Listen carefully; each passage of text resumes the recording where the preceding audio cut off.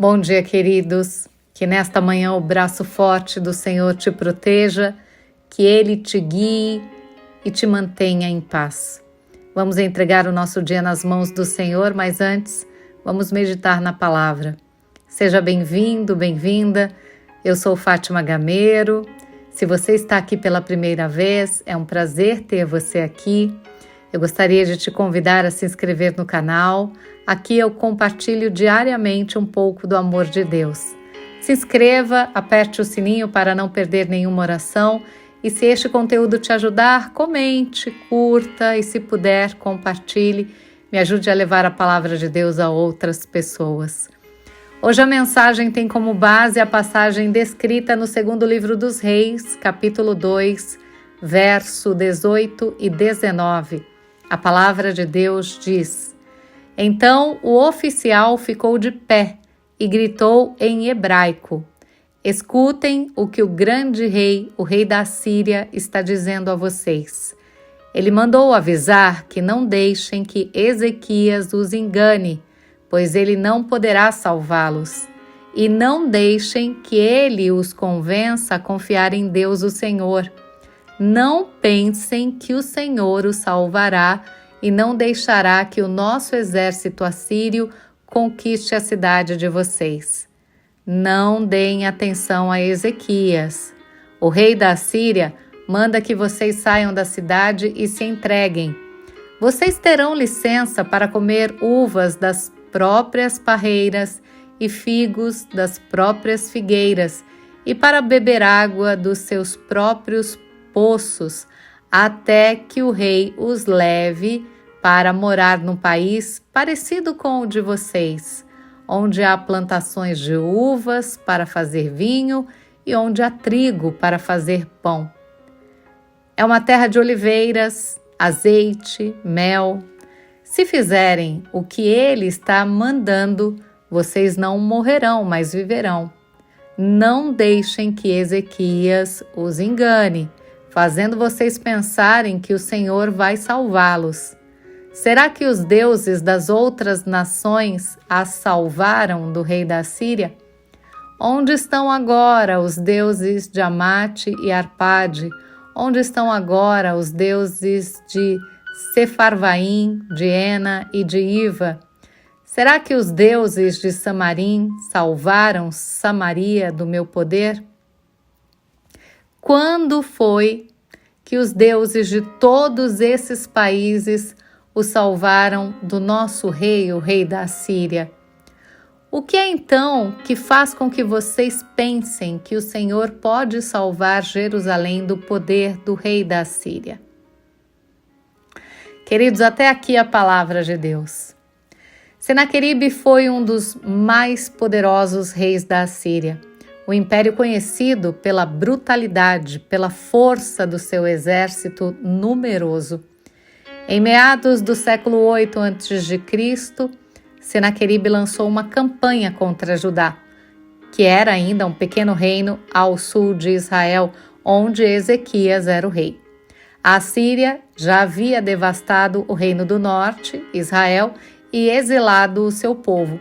Agora, Senaqueribe mirava Jerusalém, a capital do reino de Judá, planejando conquistá-la como fizera com as outras nações. E Ezequias era um rei temente a Deus, conhecido por sua obediência a Deus, por suas reformas religiosas que incluíram a remoção de altares pagãos e o fortalecimento da adoração a Yahvé. Ezequias e toda Judá foram confrontados com a ameaça do exército assírio. O mensageiro enviado por Senaqueribe, Rabsaqué, zombou do rei Ezequias e de seu povo. Inclusive, ele fala em hebraico para que todos compreendam, para zombar na cara do rei Ezequias. Ele tentou minar a confiança dos habitantes de Jerusalém em Deus, alegando que nenhum deus das outras nações havia sido capaz de proteger seus povos do poder assírio. E por que o Deus de Israel conseguiria? E o que Ezequias fez? Confiou na força do seu exército? Não. Ele buscou orientação em Deus. Ezequias, ao invés de ceder ao medo, foi ao templo para orar. Lá, ele rasgou suas vestes em sinal de desespero e humildade e procurou o profeta Isaías. No segundo livro dos Reis, capítulo 19, versos 15 ao 19, encontramos a oração que Ezequias fez, onde ele clama ao Senhor e reconhece a sua soberania. Ele diz: ó Senhor, Deus de Israel, que estás entronizado acima dos querubins, só tu és Deus de todos os reinos da terra. Tu fizestes o céu e a terra. Inclina, Senhor, o teu ouvido.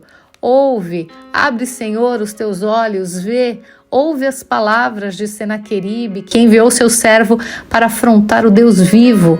Verdade é, Senhor, que os reis da Assíria assolaram todas as terras e que os seus próprios deuses não eram deuses, na verdade.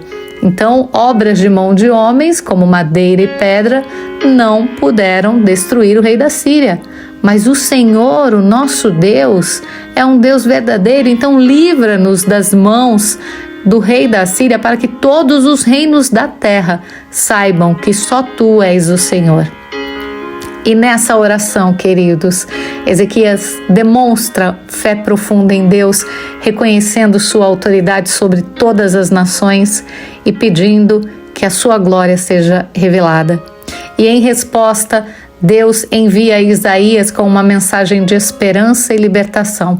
Isaías profetiza que Senaqueribe não entrará em Jerusalém e que seu exército será derrotado sem necessidade de batalha. Ezequias não precisaria colocar o seu exército de prontidão. A passagem está no segundo livro dos Reis, capítulo 19, dos versos 32 ao 34. Ali o profeta diz: portanto, diz o Senhor acerca do rei da Síria: ele não entrará nessa cidade, nem lançará nela flecha alguma, nem tampouco virá perante ela com escudo, nem levantará contra ela tranqueiras. Pelo caminho por onde vier, ele voltará, porém nesta cidade não entrará, diz o Senhor, porque eu defenderei esta cidade para livrar por amor de mim e por amor do meu servo Davi. Na mesma noite, o Senhor envia um anjo ao acampamento assírio que mata 185.000 soldados. Quando Senaqueribe acorda e vê o exército dizimado, ele volta para Nínive, humilhado e derrotado. Segundo o livro dos Reis, capítulo 19, dos versos 35 ao 37, fala sobre isso. A palavra de Deus diz: naquela mesma noite, o anjo do Senhor saiu e feriu no arraial dos assírios 185.000 soldados, e quando Senaqueribe se levantou pela manhã, todos já eram cadáveres. Esse milagre da intervenção divina ressalta a soberania de Deus, o poder de Deus sobre as nações e sobre a força humana. Nenhum exército, por maior que seja, é tão poderoso quanto o Senhor. Deus guardou a terra de Ezequias, guardou Judá, guardou Jerusalém, por causa de sua promessa, de sua aliança com Davi, de proteger aqueles que nele confiam.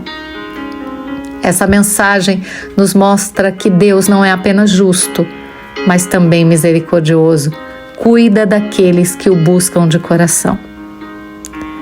Então, Ezequias nos ensina aqui a importância de colocar a nossa confiança em Deus, especialmente em tempos de crise. Ele poderia ter se rendido a Senaqueribe ou tentado formar uma aliança política para se proteger, mas não. Escolheu buscar a ajuda de Deus. Essa atitude de humildade e confiança foi fundamental para que o milagre acontecesse. Deus tem o poder de derrotar qualquer inimigo, independentemente de seu poder.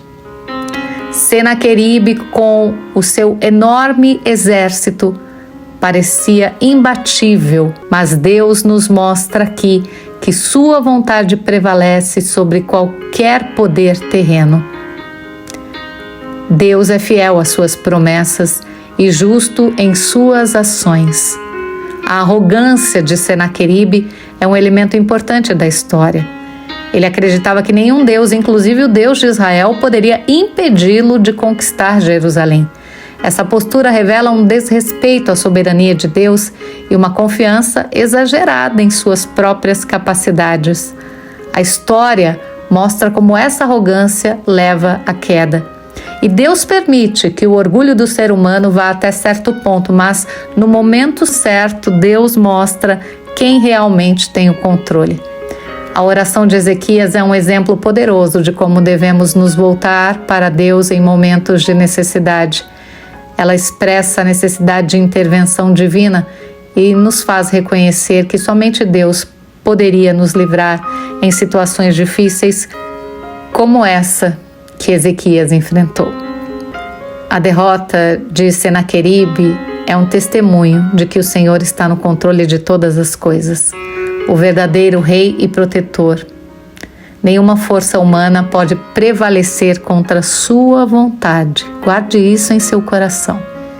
A história da derrota de Senaqueribe será sempre um lembrete de que, mesmo diante de inimigos poderosos e circunstâncias adversas, Deus está conosco e luta por nós.